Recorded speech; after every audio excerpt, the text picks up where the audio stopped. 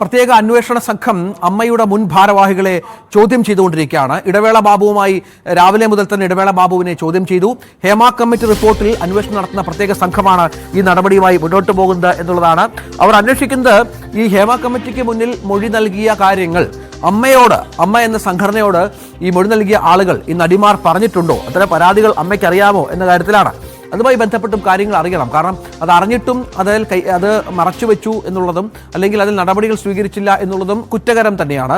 ഒരുപക്ഷെ അത്തരത്തിലായിരിക്കും അന്വേഷണം ഈ പ്രത്യേക അന്വേഷണ സംഘത്തിന്റെ SITയുടെ ഭാഗത്ത് നിന്ന് മുന്നോട്ട് പോവുക എന്നുള്ളതാണ്. നമുക്ക് ഇന്ന് രാവിലെ ഇപ്പോൾ ഇടവേള ബാബുവിന്റെ മൊഴിയാണ് രേഖപ്പെടുത്തിയത്. നേരിട്ട് ഈ താരങ്ങളെ കണ്ടാണ് ഇവർ മൊഴി രേഖപ്പെടുത്തുന്നത്. വരും മണിക്കൂറുകളിൽ കൂടുതൽ താരങ്ങളെ, നമുക്കറിയാം ഈ അമ്മയുടെ ഭാരവാഹികളായിരുന്ന മോഹൻലാലുണ്ട്, ഇടവേള ബാബു ഉണ്ട്, ഒപ്പം ബാബുരാജുണ്ട്, നിരവധിയായ ജയൻ ചേർത്തലയുണ്ട്, വനിതകളായ താരങ്ങളുണ്ട്, അങ്ങനെ നിരവധി ആളുകളുണ്ട്. ഇവരെയൊക്കെ ഒരുപക്ഷെ നേരിട്ട് കണ്ട് മൊഴി എടുക്കും എന്നാണ് നമുക്ക് ലഭ്യമാകുന്ന വിവരം ഇഘട്ടത്തിലുള്ളത്. അന്വേഷണം ഊർജിതമായി തന്നെ, അന്വേഷണം വിശാലമായി തന്നെ, വിപുലമാക്കി തന്നെയാണ് ഇപ്പോൾ അന്വേഷണ സംഘം മുന്നോട്ട് പോകുന്നത് എന്ന കാര്യത്തിൽ സംശയമില്ല. നിരവധിയായ ആളുകൾ ഈ വിഷയത്തിൽ കൃത്യമായി മൊഴി നൽകാൻ തയ്യാറാകുന്നുണ്ട് എന്ന കാര്യം കൂടി പുറത്തു വരുന്നുണ്ട്. ഇടവേള ബാബുവാണ് അല്പം മുമ്പ് ഈ പറഞ്ഞതുപോലെ ഇടവേള ബാബുവിന്റെ മൊഴിയാണ് അവർ രേഖപ്പെടുത്തത് എന്നുകൂടി ഇതിനോട് ചേർത്ത് വായിക്കണം. ആജ്ഞ രവീന്ദ്രൻ ഏറ്റവും പുതിയ വിവരങ്ങൾ പങ്കുവെക്കും. ആജ്ഞയിലേക്ക് വരാം.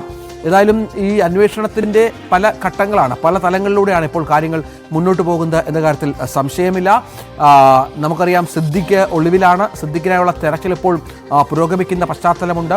ഒപ്പം മുകേഷിനെ ഇന്നലെ അറസ്റ്റ് ചെയ്ത് വിട്ടയച്ചത് നമ്മൾ കണ്ടതാണ്. മുകേഷിനെ ഇന്നലെ അറസ്റ്റ് ചെയ്തിരുന്നു. അതിനുശേഷം മുകേഷിനെ മുൻകൂർ ജാമ്യം ഉള്ളതുകൊണ്ട് മാത്രം വിട്ടയച്ചിരുന്നു. പക്ഷേ നിയമപരമായ നടപടികൾ മുകേഷ് ഇനിയും നേരിടേണ്ടി വരുമെന്ന കാര്യത്തിൽ സംശയമില്ല.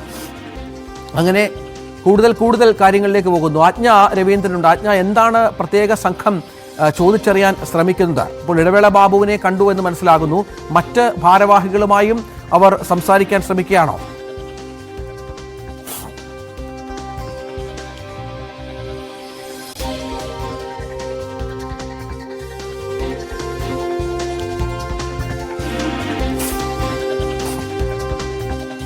ആജ്ഞ രവീന്ദ്രനാണ് വിവരങ്ങൾ പങ്കുവെക്കാൻ ഒരുങ്ങുന്നത്. ഏതായാലും നേരിട്ട് താരങ്ങളെ കണ്ട് ആണ് ഇപ്പോൾ പ്രത്യേക സംഘത്തിന്റെ നീക്കം എന്ന കാര്യത്തിൽ സംശയമില്ല. ഹേമ കമ്മിറ്റി റിപ്പോർട്ടിൽ ഊർജിതമായി തന്നെ അന്വേഷണം മുന്നോട്ട് കൊണ്ടുപോവുകയാണ് എന്നാണ് വ്യക്തമാകുന്നത്. ഇത് കോടതികളിലൊക്കെ ശക്തമായ തെളിവുകൾ ഹാജരാക്കാനുള്ള ശ്രമത്തിൽ തന്നെയാണ് അന്വേഷണ സംഘമുള്ളത്. ഇതിന്റെ ഭാഗമായാണ് സിദ്ദിഖിനെതിരെ അതിശക്തമായ തരത്തിൽ കാര്യങ്ങൾ മുന്നോട്ട് കൊണ്ടുപോയത്.